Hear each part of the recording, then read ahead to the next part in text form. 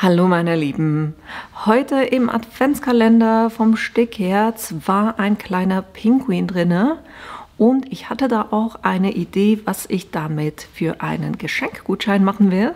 Und was das ist, das seht ihr gleich nach dem Intro.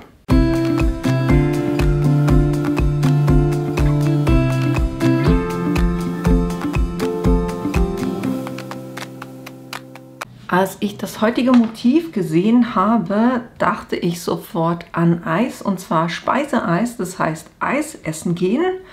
Und ich habe ja ganz am Anfang mal gesagt, dass es bei mir bei den Geschenken oft darum geht, Zeit zu verschenken. Und es ist heute auch wieder so ein Geschenk, nämlich es geht darum, dass ich eine Box machen werde, ähnlich wie diese hier, aber eher quadratisch. Und da drinnen hat es dann Ausbuchtungen und kleine Eistaler. Das heißt, also wir lasern dann auch noch was oben drauf. Aber vom Prinzip her einfach, wir werden hier außen einen Reif oder ein Viereck ausschneiden und das dann hier drauf kleben. Und das untere Teil wird dann auf den unteren Teil draufgeklebt, in dem Stil. Und die Eistaler sind dann halt einfach dafür da, weil ich weiß nicht, wie es euch geht, aber ich verbringe eigentlich viel zu wenig Zeit mit meinen Freunden. Und das möchte ich einer ganz guten Freundin geben und der quasi gemeinsame Zeit schenken. Im Sinne von, wenn sie einen Tag gehabt hat, wo sie gesagt hat, jetzt brauche ich echt eine Auszeit, dass sie mir ganz einfach quasi schreiben kann und sagen, ich will Eistaler einlösen, und dann muss ich quasi alles stehen und liegen lassen und wir gehen zusammen gemütlich Eis essen und ein bisschen quatschen. Das ist die Idee dahinter und wir gucken uns das gleich auch an auf dem iPad, wie ich das Design angelegt habe. Das Motiv, nämlich dieser kleine Pinguin hier, ist wie in allen meinen Dezember Videos von Mia vom Stickherz. Das war in ihrem Adventskalender, wo ich ja gleichzeitig, wo sie ein Türchen öffnet, ich dann am selben Tag auch ein Video mache mit dem Motiv. Und hier habe ich eben den Pinguin genommen. Das könnt ihr natürlich, wenn ihr diesen Kalender nicht habt, auch mit einem anderen Motiv machen. Ich habe das SVG quasi bei mir auf dem iPad gespeichert und konnte das dann ganz einfach über Bilddateien, konnte ich das hier reinholen. Dann habe ich mir hier so 3 Vierecke gemacht. Bei mir haben die Größe 142,1 mal 142,1. Also quadratisch, aber mit abgerundeten Ecken. Das habe ich hier über die Form geholt, und zwar ist es hier dieses Viereck. Das habe ich einmal gemacht und dann hier über das Duplizieren-Symbol einfach noch zweimal dupliziert. Ihr könnt auch jeweils, bevor ihr was dupliziert, wenn ihr die Einstellungen schon wisst, wenn ihr eure Testschnitte und das Testgravieren gemacht habt, wisst ihr ja, mit welchen Einstellungen ihr hier das dann schneiden werdet. Ich habe das für mich auch so gemacht, dass gerade so dieses Holz ist was ich oft verwende, und deshalb habe ich hier auch gleich das als Einstellung gespeichert. Wenn ihr irgendetwas macht, wo ihr sagt, ich habe manuell Einstellungen, und dann legt ihr die Einstellungen für dieses Holz, was ihr verwendet, oder auch eben anderes Material, was ihr verwendet, wenn ihr die festlegt, dann hier über Leistung, Geschwindigkeit, Durchgänge, wenn ihr das festlegt, dann könnt ihr hier auf Speichern gehen und dem einen Namen geben, und dann wird es hier gespeichert, und beim nächsten Mal, wenn ihr das verwenden wollt, könnt ihr hier ganz einfach sagen, ich bin bei Schneiden und ich habe hier ein White Oak Cut. Das ist eben genau dieses Holz. Auch beim Pinguin, der kommt ja eigentlich mit einem Offset, das habe ich ganz einfach bei dem hier gelöscht. Also ich behalte immer ein Original hier unten, dann habe ich da eben das Offset außen gelöscht und habe dem gesagt, es ist Gravieren, und hier habe ich eben auch White Oak Engrave eine Einstellung gemacht, die ich dann jeweils anwenden kann auf das Element. Hier dasselbe für die Schrift, das hat jetzt gerade ein bisschen verschoben, Moment. Für die Schrift habe ich eben auch Flächengravur und dann das White Oak Engrave bei Leistung 15, Geschwindigkeit 175. Aber wie gesagt, das müsst ihr mit eurem Laser angucken, mit eurem Material, dass das dann auch für euch stimmt. Beim Cut, einfach damit ihr meine Einstellungen seht, als Basis mal zum Starten für eure Tests. Ich habe das Schneiden, das White Oak Schneiden, das sind 3 mm, habe ich Leistung 65 und Geschwindigkeit 10 und ein Durchgang. Genau, also das heißt, die 3 Vierecke, dann hier eben Text hinzugefügt, hier oben. Und wenn ihr Text hinzufügt, das ist auch das Coole hier, könnt ihr, wenn ihr da drauf geht, erscheint auch so ein Biegen-Werkzeug. Und damit könnt ihr das nach unten biegen oder das nach oben biegen, so wie euch das gefällt. Ich mache jetzt das rückgängig, damit es da ist, wo ich das haben will. Und das habe ich dann eben auch.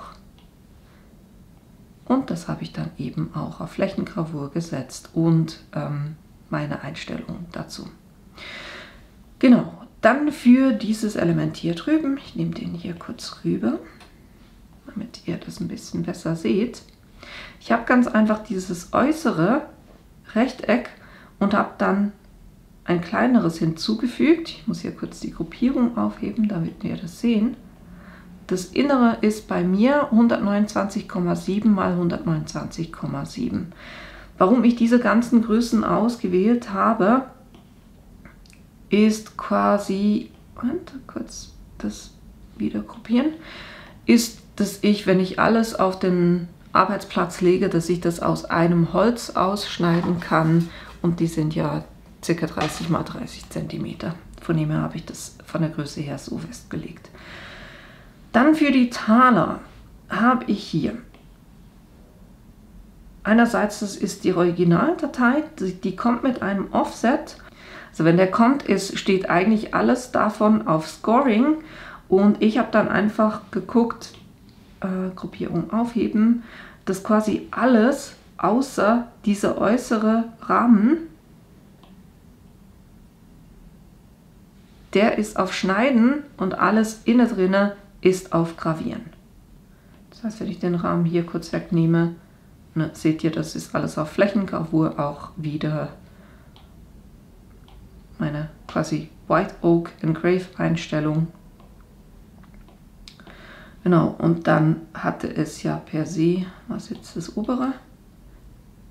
Genau, das war das von mir, wo sie schon ein Offset hier dazugegeben hat. Und das ist auf Schneiden. Jetzt wollte ich es aber so haben, dass man die Taler schöner rauslösen kann, habe ich hier nochmal ein Offset davon gemacht. Und das wirklich nur minimal. Also quasi denselben Abstand nochmal, wie das Offset hier schon zur Gravur hatte. Ne? Der erste dünne Streifen ist das, was von mir kam. Und ich habe dann hier über Umrahmung einfach nochmal ein kleines Offset gemacht. Und dann habe ich eben geguckt, dass alles schon die richtige Einstellung hat. Und dann habe ich 9 Stück davon quasi gemacht und die hier schön verteilt. Und was ich dann gemacht habe, ist, dass ich, kurz gucken, ich es euch zeige. Ich habe quasi die Umrahmung, also die äußerste Umrahmung hier von allen genommen und habe dieses also das kleinere von den beiden Vierecken genommen und habe dann gesagt, oben, ich mache es jetzt kurz mit den beiden, könnt ihr hier kombinieren und hier könnt ihr das subtrahieren. Und genau das habe ich gemacht. Somit ist, wenn ich hier kurz die Gruppierung aufhebe und das ein bisschen irgendwo anders hinziehe, dieses hier, dann seht ihr, dass die Taler hier ausgeschnitten sind.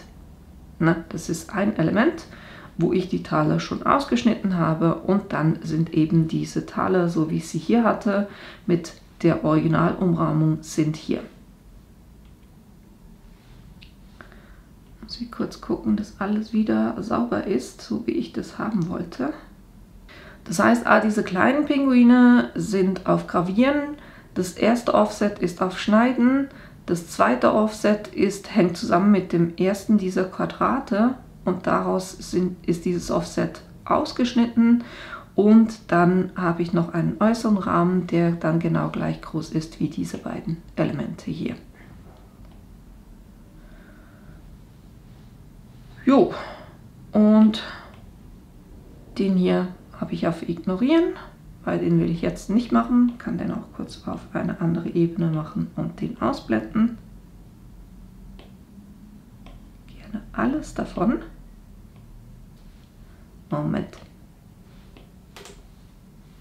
Hier. Alles auswählen, auf eine andere Ebene legen und dann das ignorieren und die Ebene ausblenden. So, jetzt haben wir es. So habe ich genau diese 3 Teile noch, die ich in einem Durchgang quasi lasern kann. Das heißt, er wird es zuerst gravieren und dann das Ganze schneiden. Und genau das mache ich jetzt. Das heißt, ich gehe jetzt an meinen Laser, mache das Material rein, dieses 3 mm Oak Plywood. Dann mache ich die Abstandmessung hier, damit ich sehe, wie groß der Abstand ist, die Automessung. Dann lege ich das Laserkreuz quasi hier oben hin, knapp an den Rand. Und mache einmal einen Rahmen abfahren, nur um zu gucken, dass das wirklich alles Platz hat. Na, hier Rahmen abfahren. Und wenn ich das gemacht habe, dann kann ich bei Bearbeiten sagen, er soll loslegen mit dem Laser. Natürlich wie immer bleibt ihr beim Laser, wenn ihr lasert, damit ihr da auch reagieren könnt, wenn irgendetwas passiert. Und ich habe auch die Filterbox nebendran, die natürlich läuft, während der lasert. Das ist eigentlich schon alles, was ich euch sagen kann. Und ich würde sagen, das mache ich jetzt alles auch. It's cold outside, but the fire keeps us warm. We can spend the night underneath the mistletoe. And I've gotten you a present that I put under the tree.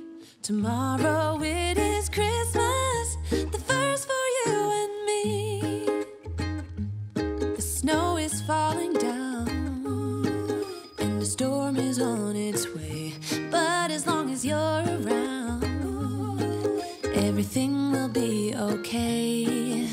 'Cause all I wanna do is spend this holiday with you. Tomorrow Ich habe gerade gemerkt, dass ich fast keine Möglichkeiten habe, das Magnet festzumachen. Und deshalb mache ich das jetzt einfach so, dass ich zuerst den oberen Bereich lasere. Also alles, was oben liegt. Das andere unten blende ich noch aus. Und dann mache ich in einem zweiten Schritt noch das untere.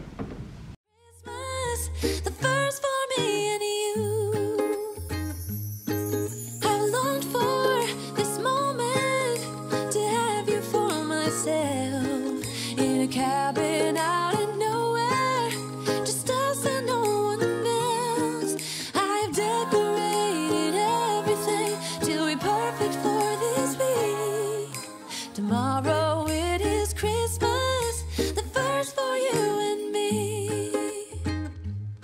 Another year went by, but the difference this time is that ever since July, I've been happier than I have ever been. It's safe to say that my love for you is true.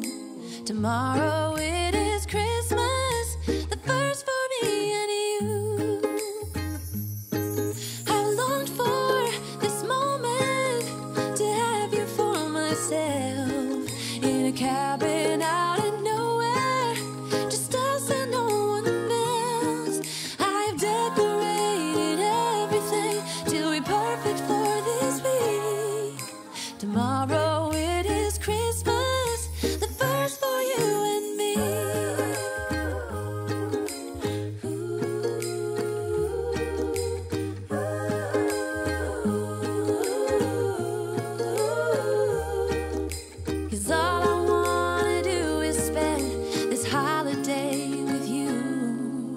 Tomorrow it is Christmas, the first for me and you. Das hat alles wunderbar funktioniert. Ich hatte eine kleine Herausforderung, dass ich die Magnete nicht so platzieren konnte, dass die nie im Weg sind, und deshalb habe ich, ihr habt es sicher gesehen, dass ich zuerst die beiden oberen Teile gemacht habe und dann das Ganze umgedreht habe und noch dieses Teil hier gemacht habe. Das heißt, auf dem Arbeitsplatz habe ich einfach dementsprechend dann das auf Ignorieren gesetzt, was ich nicht lasern wollte, und den Rest dann aber auf Ausgeben. Geschnitten hat es das alles wunderbar. Wenn ihr euch das anguckt, ich hatte hier einen kleinen Rand gemacht, damit man es besser rauslösen kann. Das ist der kleine Rand. So filigran könnte man in der Regel oder rein theoretisch schneiden, aber das ist dann natürlich nicht mehr stabil. Es ging mehr darum, dass ich hier ein bisschen Spiel ringsherum habe, damit sich die Taler so ein bisschen bewegen und ich die dann einfacher, oder die Person sie dann einfacher rauslösen kann.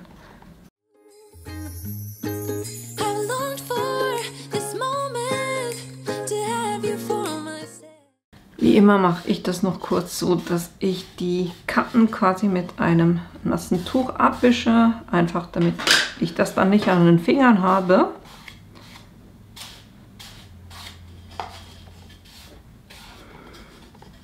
Aber ich wurde auch schon gefragt, ne, schleifst du das dann ab? Nee, mache ich nicht. Für mich gehören diese Kanten einfach irgendwie zum Lasern mit dazu. Vielleicht bin ich zu wenig heikel, ich weiß es nicht, aber mich stört das jetzt definitiv nicht. So, dann habe ich hier meine Matte, um das zusammenzukleben. Das heißt, wir haben hier, das ist Teil oben, da drauf kommt der Rahmen dann. Ich werde den aber erst als zweites quasi aufkleben, damit das hier alles schön liegt quasi, weil jetzt klebe ich ja das hier rein. Und so natürlich in der Orientierung, dass die Pinguine dann auch reinpassen. So sollte das alles richtig sitzen. Und das klebe ich jetzt mit dem Ponomal Express Leim an.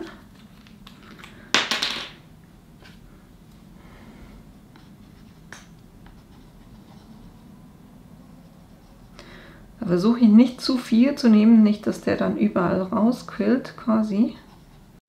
Cabin out of nowhere, just us and no one else. I've decorated everything till we perfect. Ich finde diese Klemmen wirklich super. Ich habe die auch vom Bauhaus und die sind zwar klein, aber die klemmen echt schon richtig gut. Und dadurch könnt ihr solche Sachen hier wunderbar kurz festklemmen. Wenn irgendwo trotzdem Kleber rausgequillt ist, putze ich das kurz mit einem nassen Tuch weg. Oder nass mit einem feuchten Tuch, so muss man sagen. Genau, so kann ich das trocknen lassen. Und den kleineren Rahmen oder das, was hier drauf kommt, da mache ich das so, dass ich die kleine Tülle nehme. Da ist auch der Silberkleber drin. Aber ich kann das besser portionieren, wenn ich das jeweils hier so in einer kleinen Tube drin habe. Das heißt, das drehen wir um.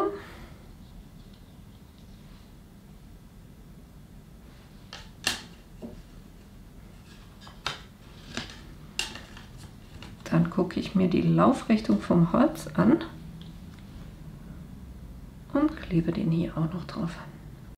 Cabin out of nowhere, just us and no one else.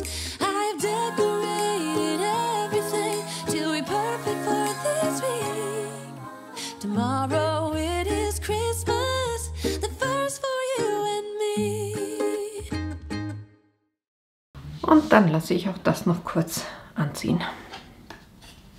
Ach Gottchen. Sag ich noch, ich muss die Laufrichtung vom Holz angucken. Was macht sie? Sie klebt verkehrt drauf. Gibt's ja wohl gar nicht. Naja, gut. Ich nehme an, ihr werdet mir wieder sagen, dass auch nur ich das sehe. Ich weiß, aber ich sehe es. Gut, jetzt können hier die kleinen Taler rein. So. Jetzt seht ihr, sie haben ein bisschen Spiel. Und das finde ich halt angenehmer, um die dann auch rauszunehmen. Wäre jetzt einfach schön gewesen, wenn das Holz dieselbe Laufrichtung hätte. Ach Gottchen. Aber nun ja. Ich versuche das jetzt so gut wie möglich zu ignorieren.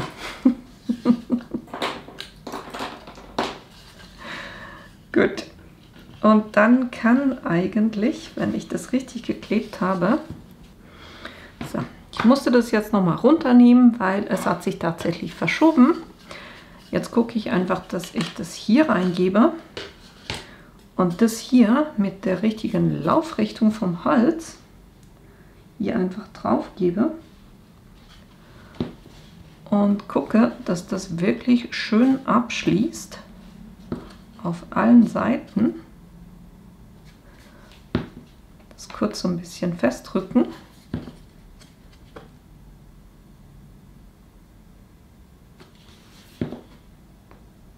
Einfach damit es da bleibt, wo es sein soll. Dann kann ich das wieder wegheben.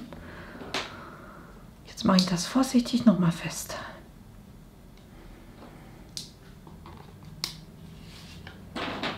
Somit hat sich auch mein Problem mit der Laufrichtung erledigt.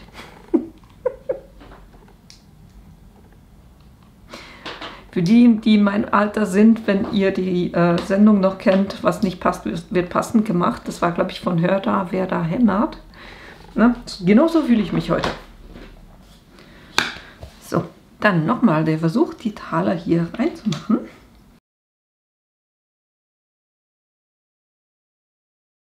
Das hat zumindest schon mal funktioniert. Und ihr seht eben auch, jetzt stimmt auch die Laufrichtung vom Holz. Und jetzt müsste der Deckel hier eigentlich drauf gehen und das Ganze abschließend zugehen. Und genau so wollte ich es eigentlich haben. Das heißt, wir haben jetzt quasi einfach die 3 Lagen übereinander. Sitzt auch wunderbar. Ich habe die Curve nicht angeguckt. Das ist wirklich, es sitzt auch so wunderbar.